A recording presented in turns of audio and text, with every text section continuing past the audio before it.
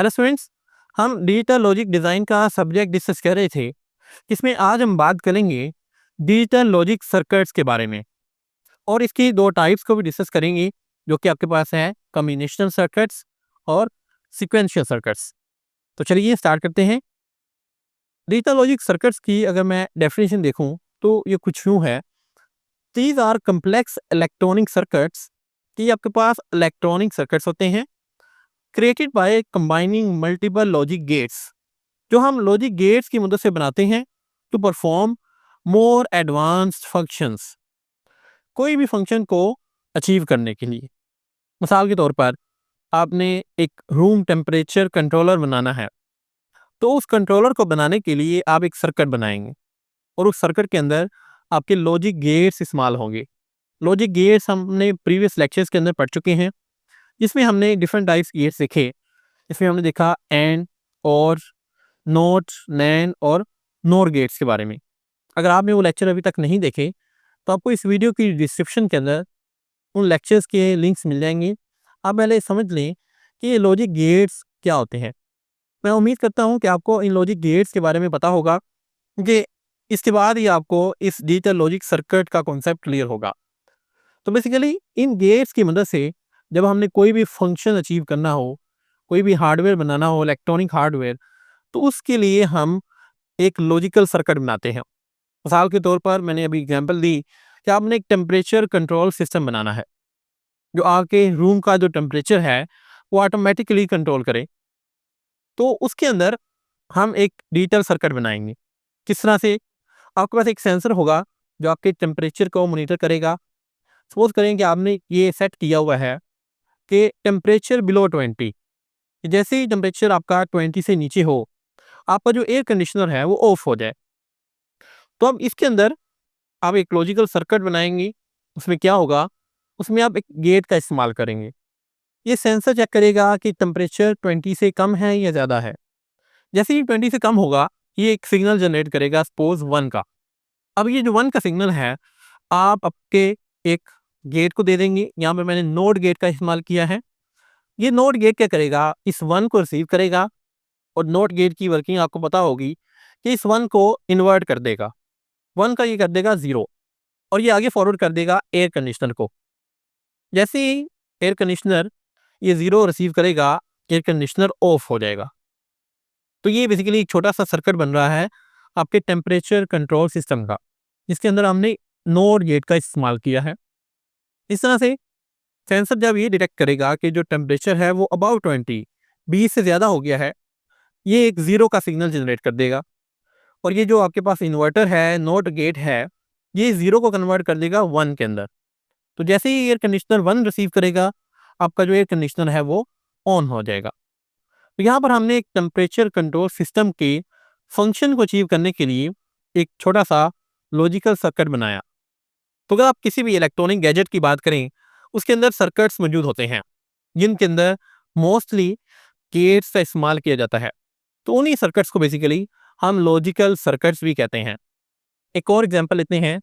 For example आपका एक traffic control system है। तो ट्रैफिक कंट्रोल सिस्टम के अंदर भी आपका एक सर्किट मौजूद होगा, जो कि डिफरेंट गेट से मिलकर बना होगा। वो सर्किट कुछ इस तरह से होगा। ये एक सर्किट है ट्रैफिक कंट्रोल सिस्टम का। इसमें आपको डिफरेंट ये ऑब्जेक्ट्स नज़र आ रहे होंगे। ये आपके पास डिफरेंट हार्डवेयर होते हैं और यहाँ पर आपको ये गेट्स भी नज़र आ रहे हैं। तो इन गेट से मिलकर ये बेसिकली सर्किट बनता है, जो आपके इस ट्रैफिक कंट्रोल सिस्टम के फंक्शन को अचीव करने के लिए बनाया गया है। तो आप इस सर्किट को कह सकते हैं कि ये एक डिजिटल लॉजिक सर्किट है। तो यहाँ तक आपको आई होप क्लियर हो गया होगा कि लॉजिक सर्किट होता क्या है। तो हमारे पास लॉजिक सर्किट्स की दो टाइप हैं, जैसे अभी हमने स्टार्ट में डिस्कस किया, कॉम्बिनेशनल सर्किट्स और सीक्वेंशियल सर्किट्स। इन दोनों टाइप्स को डिस्कस करते हैं और कंपेयर करते हैं, इन दोनों में क्या डिफरेंस है।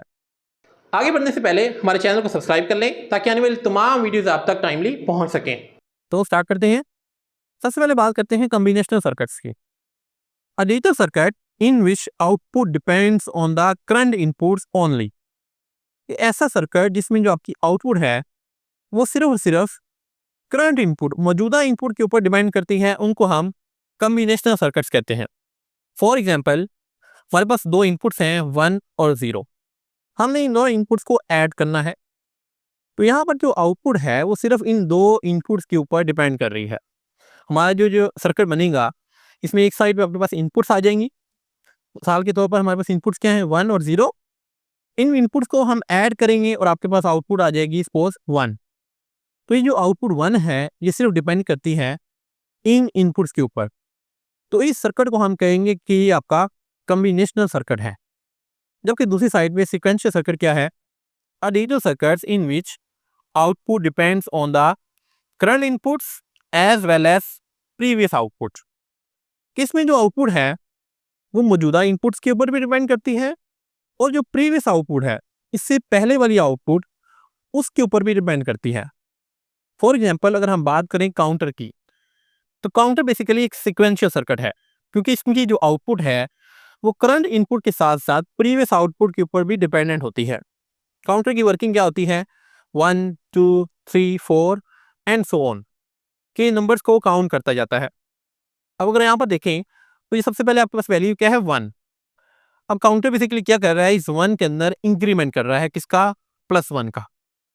तो ये जो +1 है ये आपकी करंट इनपुट है और ये जो 1 है बॉक्स के अंदर ये आपकी प्रीवियस आउटपुट है। इन दोनों को जब हमने सम किया तो आपके पास क्या आ गया, 2 आ गया। अब 2 के अंदर हम फिर से +1 करेंगे तो यहाँ पर ये +1 क्या है, करंट इनपुट है और ये 2 है ये आपकी प्रीवियस आउटपुट थी। तो प्रीवियस आउटपुट के अंदर जब हम +1 करेंगे तो ये बन जाएगा 3। नेक्स्ट आपके पास अगेन आपके पास इनपुट क्या है, +1 करंट इनपुट है और यहाँ पर ये 3 क्या है, ये 3 प्रीवियस आपकी आउटपुट है और इन दोनों को ऐड करने से हमारे पास क्या आया, 4 आया। तो इससे आपको पता चल रहा है यहाँ पर हमें करंट इनपुट भी चाहिए और प्रीवियस आउटपुट भी चाहिए और इन दोनों के एडिशन से आपके पास ये नेक्स्ट आपकी आउटपुट आ रही है।